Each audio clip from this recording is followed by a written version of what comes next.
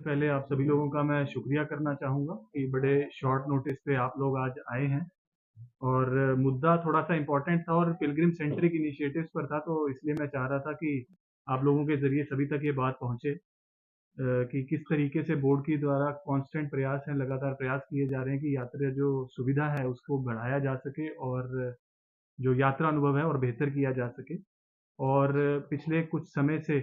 काफ़ी कंसल्टेशंस भी बोर्ड की चल रही हैं, स्थानीय लोगों के साथ भी और यात्रियों के साथ तरफ से भी काफ़ी फीडबैक आ रहे हैं कि किस तरीके से और बेहतर सुविधाएँ दी जा रही हैं। तो एक इम्पॉर्टेंट सुझाव जो आया था वो ये था कि हेलीकॉप्टर सेवाएँ जो बोर्ड के द्वारा चलाई जा रही हैं, उसके अंदर सीनियर सिटीज़न और दिव्यांग कैटेगरी के लिए एक स्पेशल कोटा रहना चाहिए, एक डेडिकेटेड कोटा रहना चाहिए, जो आज के समय पे ऑनलाइन जो हमारी वेबसाइट से बुकिंग्स होती हैं उसमें उपलब्ध नहीं है। जबकि जो करंट काउंटर है, प्रायोरिटी काउंटर है, वहाँ पर तो दिया जाता है उनको प्रेफ़रेंस। लेकिन अगर आप वेबसाइट से बुक करना चाहें तो आपके पास एक प्रायोरिटी कोटा नहीं है, जैसा कि शायद आईआरसीटीसी या अन्य वेबसाइट पे रहता है। तो उसी दिशा में आगे बढ़ते हुए मुझे खुशी है बताते हुए कि हमारी टीम ने उस जो चीज़ को हम काफ़ी देर से कोशिश कर रहे थे, उसको आज हासिल किया है। और कल सुबह 1 फरवरी से जो हमारी बुकिंग्स वेबसाइट पे अवेलेबल होंगी, उसके अंदर हेलीकॉप्टर सर्विसेज़ में एक विशेष कोटा हमारे सीनियर सिटीज़न और स्पेशली एबल्ड कैटेगरीज़ दिव्यांगजन के लिए रहेगा। और चूँकि बुकिंग्स आप सब लोग जानते हैं कि 60 दिन पहले ओपन होती हैं, तो कल फरवरी में जो अप्रैल की बुकिंग्स हैं, उसका जो है कोटा अवेलेबल होगा और अप्रैल से आप जो सभी लोग हैं, जो सीनियर सिटीज़न्स हैं, वो अपनी बुकिंग्स कर सकते हैं। कल सुबह से मतलब बुकिंग्स कर सकते हैं अप्रैल की विंडो के लिए। और यही जो कोटा है दिव्यांग कैटेगरीज़ के लिए भी अवेलेबल रहेगा। और पिछले 3 महीने से शायद आप लोग जानते होंगे कि बैटरी कार बुकिंग्स में ये कोटा रिलीज़ किया जा चुका था और अक्टूबर से ये कोटा लाइव है और काफ़ी अच्छा रिस्पॉन्स हमें मिला है दोनों सीनियर सिटीज़न्स और दिव्यांग कैटेगरीज़ से कि उनको काफ़ी सहूलियत मिली है ऑनलाइन बुकिंग्स हासिल करने के लिए। तो इसी तर्ज पर आगे बढ़ते हुए आज हेलीकॉप्टर सेवाओं के लिए इस कोटे को रिलीज़ किया जा रहा है, जिससे हम समझते हैं कि यात्रा अनुभव इन कैटेगरी ऑफ पिलग्रिम्स के लिए काफ़ी बेहतर रहेगा। उसके अलावा जो एक इम्पोर्टेंट चीज़ चल रही थी, जो बोर्ड की तरफ से काफ़ी देर से शुरू भी की जा चुकी है और उसकी संख्या में भी वृद्धि की गई है, वो है बोर्ड की लंगर सेवा। और जैसा हम जानते हैं कि पिछले 2 साल में 2 लंगर सेवाएँ बोर्ड के द्वारा ऐड ऑन की गई हैं। एक थी भैरव जी पर और दूसरी थी अर्धकुँवारी में। और आज के समय में हम देखते हैं कि आज पीक सीज़न है तो तकरीबन 5 से 7 हज़ार श्रद्धालु इसका लाभ ले रहे हैं। और अगर हम मार्च या अप्रैल या नवरात्रि के पीक सीज़न की तरफ जाते हैं तो तकरीबन 10 से 12 हज़ार यात्री लंगर सेवा का लाभ लेते हैं। उसके अंदर दाल-चावल की जो एक बेसिक मिनिमम जो उपलब्ध हमारी तरफ से आइटम कराई जा रही थी, सुबह 7 बजे से रात को 12 बजे तक, उसको अपग्रेड करते हुए अब बोर्ड ने ये निर्णय लिया है कि जो यहाँ की एक स्थानीय आइटम भी है कढ़ी चावल, उसको इसके अंदर शामिल किया गया है। तो अर्धकुँवारी और भैरव जी के भोजनालय पे पिछली 14 तारीख मकर संक्रांति के दिन से इसकी शुरुआत की गई है और हमारी कोशिश यही है कि लंगर सेवा में भी जो है यात्रियों का अनुभव बेहतर रहे और हम उम्मीद करते हैं कि जो यात्रियों का फीडबैक रहेगा उसको देखते हुए हम आगे भी कैसे लंगर सेवाओं में वृद्धि कर सकते हैं, बेहतरी कर सकते हैं, उस पे काम करेंगे। साथ ही साथ जैसा कि हम जानते हैं कि बहुत ही जल्द दिल्ली से कश्मीर जो ट्रेन सेवा है वो जल्द से जल्द शुरू होने वाली है और जिसके लिए ट्रायल रन्स हाल ही में कंप्लीट किए गए हैं। और हमारा ये मानना है कि शायद उससे यात्री फुटफॉल कटरा में भी बढ़ेगा। उसको देखते हुए बोर्ड ने ये फैसला किया है कि कटरा रेलवे स्टेशन पर भी एक चाय के लंगर की सुविधा जो है वो परमानेंट फीचर बनाया जाएगा। पहले ट्रायल बेसिस पर हमने कुछ समय के लिए सेवा शुरू की थी, लेकिन अब ये फैसला किया गया है कि ये परमानेंट फीचर रहेगा और आगे आने वाले समय में रेल से आने वाले जितने भी यात्री हैं, उनको जो है चाय की सुविधा बोर्ड के द्वारा रेलवे स्टेशन पर भी उपलब्ध कराई जाएगी। तीसरी एक इम्पॉर्टेंट यात्री फैसिलिटी है हमारी हवन पूजन और जैसा आप जानते हैं कि यज्ञशाला का उद्घाटन और उसके बाद से हवन की सुविधा जो है यात्रियों को बड़े आसानी से उपलब्ध हो पा रही है और हमारी वेबसाइट के अलावा करंट काउंटर पर भी बुकिंग से लोग इस सुविधा का आनंद ले रहे हैं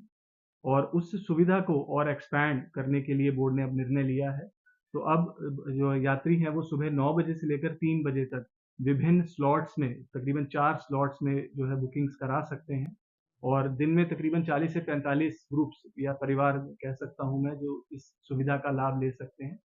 और यात्रियों का ये फीडबैक था कि शायद अभी तक लंगर सेवा 5 के ग्रुप के लिए अवेलेबल थी।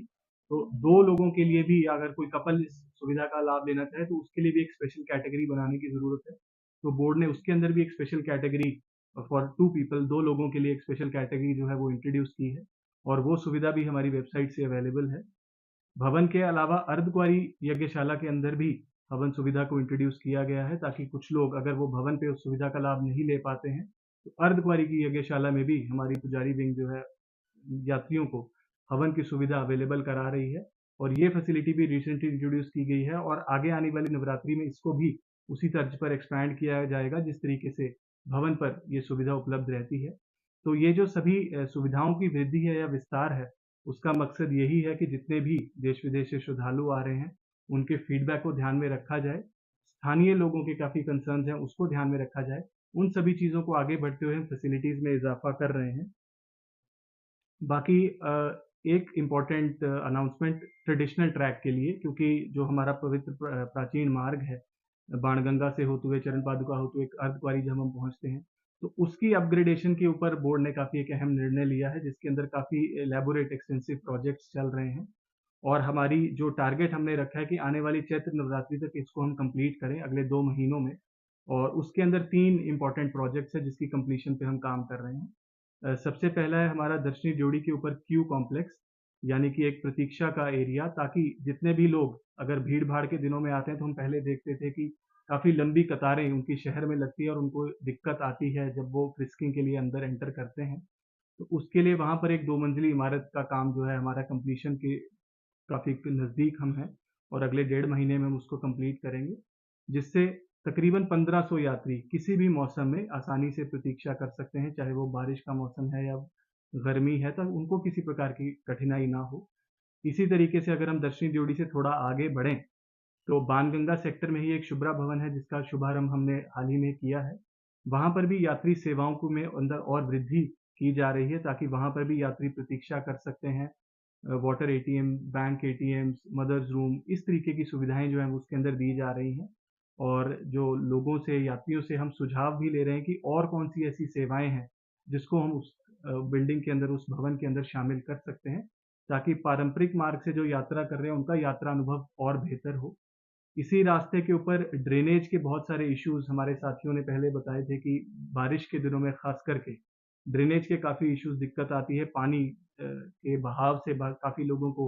इनकन्वीनियंस का सामना करना पड़ता है। तो एक एक्सटेंसिव ड्रेनेज नेटवर्क प्लान जो है हमारा, उसके ऊपर बोर्ड काम कर रहा है, जिसके अंदर तकरीबन पहले 2 250 मीटर पर काम जो है वो कंप्लीट हो चुका है और नवरात्रि तक हमने पूरा जो सेगमेंट है 2.5 से 3 किलोमीटर का, उसको कंप्लीट करने का जो है टारगेट अपने सामने लिया है, ताकि आगे आने वाले समय में जो हमारा पीक यात्री सीज़न रहता है, इस यात्रा मार्ग से यात्रा करने वाले साथियों को किसी प्रकार की दिक्कत ना हो, कठिनाई ना हो। टॉयलेट ब्लॉक्स की अपग्रेडेशन भी इसी यात्रा ट्रैक के ऊपर हम कर रहे हैं, जिसके अंदर कटरा से लेकर के अर्धकुंवारी तक 3 टॉयलेट ब्लॉक्स को हमने पायलट बेसिस पर लिया है, जिसके अंदर हम ना केवल टॉयलेट ब्लॉक्स की अपग्रेडेशन कर रहे हैं, उनके वेंटिलेशन सिस्टम्स को भी इम्प्रूव किया जा रहा है और कई सारे जो है वेस्टर्न टॉयलेट्स को भी हम इंट्रोड्यूस कर, उनके लिए जो है डेज़िग्नेटेड वेस्टर्न सीट्स रहेंगी। इसके ऊपर भी जो है जो टारगेट जो हमारा टाइम फ्रेम है वो तकरीबन 15 से 20 मार्च का हमने रखा है, ताकि चैत्र नवरात्रि पर ये सुविधाएँ यात्रियों को उपलब्ध कराई जा सकें। अगर हम अर्धकुंवारी पर आगे बढ़ें, तो अर्धकुंवारी में भी एक डेडिकेटेड होल्डिंग एरिया, एक कवर्ड होल्डिंग एरिया जिसको हम कहते हैं, उसके अंदर भी हर मौसम में ताकि यात्री प्रतीक्षा कर सकें, उसका प्रोजेक्ट भी हम कंप्लीट अगले 1 महीने में करने जा रहे हैं। वहाँ पर भी तकरीबन 1000 से 1200 यात्री जो है किसी भी मौसम में प्रतीक्षा कर सकते हैं, क्योंकि पवित्र गर्भजून के दर्शन की कई सारों को इच्छा रहती है, तो लेकिन वहाँ पर क्योंकि वेटिंग एरिया ज़्यादा रहता है, तो एक कवर्ड होल्डिंग एरिया वहाँ हमारे पास अवेलेबल नहीं था। उस दिशा में आगे बढ़ते हुए उसको हम बहुत जल्द कंप्लीट करने जा रहे हैं। तो ये सुविधा भी हमारे इस पीक सीज़न में चैत्र नवरात्रि के मौके पर हमारे यात्रियों को उपलब्ध रहेगी। तो इस तरीके से ऐसे कंपोज़िट कई सारे जो काम हैं जो पारंपरिक यात्रा मार्ग पर हम कर रहे हैं और कुल मिलाकर तकरीबन 20 करोड़ का एक कॉम्प्रिहेंसिव प्रोजेक्ट है, जिसका टारगेट है कि हम चैत्र नवरात्रि से पहले इन सारी जो सुविधाओं को यात्रियों को उपलब्ध करा सकें। उसके अलावा जो हमने हाल ही में सुना भी और शायद आप लोगों ने काफ़ी अच्छे से कवर भी किया कि प्रायोरिटी दर्शन की सुविधा हमने अनाउंस की थी कटरा सब डिवीज़न के सभी 41 गाँव और शहर के लोगों के लिए, जिसके अंदर आधार कार्ड के बेसिस पर आप दुर्गा भवन इंक्वायरी काउंटर से ये फैसिलिटी ले सकेंगे। तो कल सुबह 1 फरवरी से मैं आप सभी लोगों के माध्यम से बताना चाहूँगा कि कल सुबह से ये सुविधा जो है हमारे स्थानीय लोगों को उपलब्ध होगी।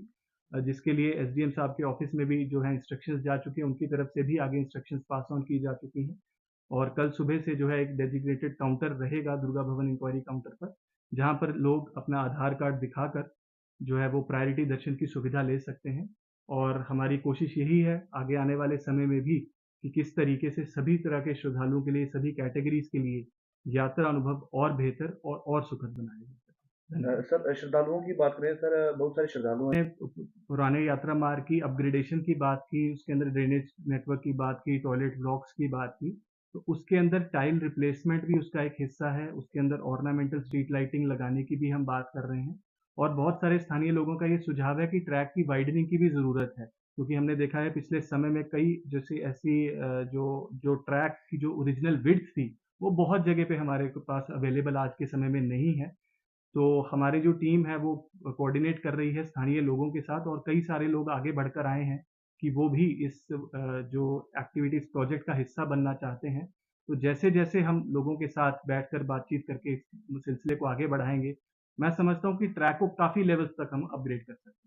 सर रोपवे गंडोले प्रोजेक्ट की बात करें तो श्री माता वैष्णो देवी श्राइन बोर्ड और कटरा स्टेक होल्डर्स के बीच में बहुत ज़्यादा गैप है कि लोग कहते हैं कि गंडोला नहीं लगना चाहिए। श्री माता वैष्णो देवी श्राइन बोर्ड की तरफ से प्रपोज़ल निकाला गया है कि ताराकोट से लगेगा। इस गैप को सर किस तरह से फुलफिल किया जाएगा? देखिए ऐसा है, उसके लिए एक बड़ा इम्पोर्टेंट डिसीजन, बहुत इम्पोर्टेंट निर्णय आप सब लोग जैसे जानते हैं माननीय अध्यक्ष महोदय ले चुके हैं, जिसके अंदर एक हाई लेवल कमेटी बनाई गई है, जिसके अंदर 2 सम्मानित बोर्ड सदस्य हैं और डिवीजन कमिश्नर जम्मू जिसका हिस्सा है। और एक नए तरीके से जो है कंसल्टेशन का प्रोसेस फिर से शुरू किया गया है, और इस जनवरी के महीने में भी 2 मुलाकातों का सिलसिला हुआ है, और जिसके अंदर 7-8 ग्रुप्स जो हैं वो मिलने आए हैं हाई लेवल कमेटी को, और उन्होंने अपने सुझाव दिए हैं। और आगे भी जैसे हमारे चेयरमैन डॉक्टर भान ने कहा है कि ये सिलसिला जो है कंसल्टेशंस का जारी रहेगा, और माननीय अध्यक्ष महोदय का ये निर्णय है कि जब तक हम सभी स्टेक होल्डर्स की बात ना सुने, जब तक सभी वो पहलू जो है बोर्ड के सामने ना रखे जाएँ, तब तक इसके ऊपर कोई आगे फैसला नहीं होगा। सर जो हमारी फर्स्ट प्रायोरिटी थी वो स्थानीय लोगों की थी, क्योंकि उनका एसोसिएशन, उनकी आस्था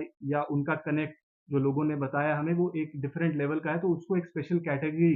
ट्रीट करते हुए इस जो है प्रायोरिटी दर्शन की सुविधा उपलब्ध कराई गई है। लेकिन जैसा आपने कहा कि बहुत से अन्य कैटेगरीज़ के लोग भी हैं, जो दर्शनाभिलाषी हैं और जिनकी इच्छा रहती है कि वो फ्रीक्वेंटली माँ के दर्शन कर सकें। उनके लिए जो है, जो हमारी जो कमिटी है, हमारी टीम है, उसको कंसिडर कर रही है कि किस तरीके से, क्योंकि सुरक्षा का ध्यान रखना भी हमारे लिए बड़ा ज़रूरी है, जिसके लिए आरएफआईडी कार्ड्स और अन्य सुविधाएँ, जो अन्य फैसिलिटीज़ जो हैं इंट्रोड्यूस की गई हैं। तो किस तरीके से हमारे इस सारे जो दर्शन प्रोसेस को, ताकि उनको भी कठिनाई ना हो और जो हमारा सेफ्टी एंड सिक्योरिटी सिस्टम्स भी इन प्लेस रहें, उसको किस तरीके से हम बैलेंस बना सकेंगे, उसके ऊपर हम आगे काम सर श्राइन बोर्ड देखिए ऐसा है कि बोर्ड का हमेशा से ही प्रयास रहता है कि जो ये हमारी स्पेशल कैटेगरीज़ हैं, खास करके सीनियर सिटीज़न्स और स्पेशली एबल्ड, उनको हम विशेष सुविधाएँ दे सकें, जैसे कि हेलीकॉप्टर सेवा है या बैटरी कार सेवा है या रोपवे की सेवा है। और बहुत सारे सुझाव जो हैं हमारे स्थानीय स्टेक होल्डर से आए हैं, जैसे हमारे कटरा का सीनियर सिटीज़न्स फोरम है, उन्होंने काफ़ी एक डिटेल्ड रिप्रेजेंटेशन दी थी कि सीनियर सिटीज़न्स के लिए स्पेशल कोटे की ज़रूरत है। उन्होंने वेलकम किया बैटरी कार्स के अंदर जब हमने ये बुकिंग्स इंट्रोड्यूस की, और एक अच्छा रिस्पॉन्स हमें मिला है। तो मैं समझता हूँ कि आगे आने वाले समय में इस कैटेगरी के लोगों को भी हम एनकरेज करेंगे कि वो भी बिना किसी परेशानी के, बिना किसी मुश्किलात के जो है बुकिंग्स कर सकते हैं और आराम से जो है माँ वैष्णो देवी की यात्रा कर सकते हैं। सर श्राइन बोर्ड की यात्री अपने आप को ठगा हुआ महसूस करता है। देखिए ऐसा है, साइबर क्राइम बड़ा एक सीरियस मसला है जिसको आपने रेज़ किया है, और बोर्ड बड़ा कॉन्शियस है इन चीज़ों को लेकर के, और हमने संज्ञान लिया है उन सभी कंप्लेंट्स का जो हमारे पास इस वजह से पहुँची हैं। और अगर आप देखेंगे कि तो पिछले 1 डेढ़ वर्ष में कई सारी कंप्लेंट्स जो हैं हमने एसएसपी साइबर क्राइम तक फॉरवर्ड की हैं, ताकि इनके ऊपर आगे कार्रवाई हो सके, और कई केसेज़ में जो है अपराधियों को पकड़ा भी गया है। पर मैं समझता हूँ कि इसके अंदर यात्रियों को आप सभी के माध्यम से सजग रहने की बहुत ज़्यादा ज़रूरत है, बिकॉज़ साइबर क्राइम या फ़िशिंग के बहुत सारे एपिसोड्स ना केवल माँ वैष्णो देवी यात्रा बल्कि बहुत सारी और यात्राओं के लिए, बहुत सारी अन्य सर्विसेज़ के लिए होते हैं। और हमारी बार-बार सभी चैनल से, सभी माध्यमों से ये अपील रहती है कि माँ वैष्णो देवी की जितनी भी सर्विसेज़ हैं, वो सिर्फ़ हमारी आधिकारिक वेबसाइट से बुक की जाएँ, www.maavaishnodevi.org। और हमारी तरफ से कोई भी सेवा किसी भी एजेंसी को ना आउटसोर्स की जाती है, ना हमारे कोई एजेंसी या चैनल पार्टनर्स हैं। MH1 श्रद्धा पर अटका आरती का टेलीकास्ट आई थिंक काफ़ी वाइड स्प्रेड है और देश-विदेश में लोग इसको देखते हैं। वहाँ पर भी हमारे सुबह-शाम स्क्रॉल्स इसी बात के लिए चलते हैं, यात्रियों को अपील करते हुए कि जितनी भी हमारी ऑनलाइन सेवाएँ हैं, उनको सिर्फ़ हमारी आधिकारिक वेबसाइट से बुक किया जाए और किसी प्रकार के ऐसे साइबर झांसे में हमें नहीं आना। कि जैसा मैंने कहा कि ऑफ़लाइन तो वृद्ध सिटीज़न्स को और दिव्यांगजन को हम पहले से ही निहारिका में भी इंक्वायरी काउंटर पर प्रायोरिटी दे रहे हैं और हेलीपैड टर्मिनल्स पर भी प्रायोरिटी दी जा रही है। लेकिन बहुत सारे ऐसे हमारे साथी हैं जो ऑनलाइन जो सिस्टम है उससे ज़्यादा कंफर्टेबल हैं और घर बैठकर ही ये बुकिंग्स करना चाहते हैं। तो उनको आज हम ये सुविधा एक्सटेंड कर रहे हैं जिसके लिए उनको यहाँ आने की ज़रूरत नहीं है और एडवांस में आप अपनी यात्रा प्लान कर सकते हैं। कुछ लोग 30 दिन, 40 दिन, 60 दिन पहले अपनी यात्रा प्लान करते हैं, तो उनके लिए ये जो सुविधा है एक्सटेंड की जाए। सर एग्जिट वॉक की बात करें तो जिस तरह से ऐसा है क्राउड मैनेजमेंट जो है यात्रा नियंत्रण, यात्रा प्रबंधन, उसके अंदर बहुत सारे जो है लैंडमार्क डिसीजंस पिछले 2-3 साल में लिए गए हैं और बहुत सारे इंफ्रास्ट्रक्चरल प्रोजेक्ट्स इस डायरेक्शन में आगे बढ़े हैं। उसके अंदर स्काई वॉक जो है काफ़ी एक मेजर इंटरवेंशन हमने देखा रहा जिससे दर्शन की तरफ जो बढ़ रहे यात्री हैं, जो गुफाओं की तरफ बढ़ रहे हुए यात्री हैं, उनको जिससे काफ़ी सुविधा मिलती है और आने और जाने वाले श्रद्धालुओं का आपस में किसी प्रकार का जो है कंजेशन उस एरिया में क्रिएट नहीं होता है। इसी प्रकार से एग्जिट ट्रैक एक डेडिकेटेड ट्रैक रहेगा, जो दर्शन करके लौट रहे श्रद्धालु हैं, वो जो हमारा डोनेशन काउंटर है, जहाँ से हम स्काई वॉक के नीचे जो हमारा डोनेशन काउंटर है, वहाँ से वो एग्जिट के ज़रिए मनोकामना भवन तक डायरेक्ट पहुँच जाएँगे और उनको किसी प्रकार की जो है ग्रेडिएंट जो काफ़ी स्टीप है ट्रैक उस सेगमेंट में, उसको नेगोशिएट नहीं करना पड़ेगा और उसके एग्जिट के ऊपर उनको लिफ्ट्स या रैंप के ज़रिए बड़ी आसानी से वो मेन ट्रैक तक पहुँच सकते हैं। तकरीबन 200 मीटर लंबा ये एग्जिट ट्रैक है और तकरीबन स्काई वॉक की ही तर्ज पर इसका डिज़ाइन जो है किया जा रहा है और हमारी कोशिश है कि उसी तरीके का कंफर्ट और कन्वीनियंस यात्रियों को इस एग्जिट ट्रैक पर मिले जैसा स्काई वॉक पे मिला।